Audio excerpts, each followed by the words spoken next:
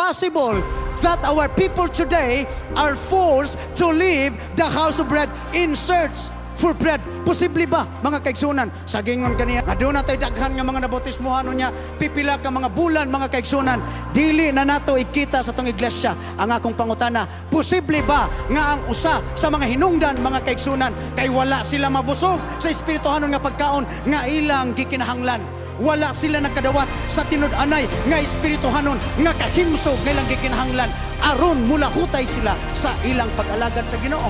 Nga atong kahimtang karon maoy nagduso sa ilang nga mga tuslain nga lugar or dito mas buwab pero walay tinuod nga pagkaon nga ilang makaplagan dito. Ngano man kay ang tinuod lagi nga pagkaon din hira makaplagan sa Seventh-day Adventist Church. Why? Because this is the only denomination that is basing their teachings and their belief on the Word of God, the Bible.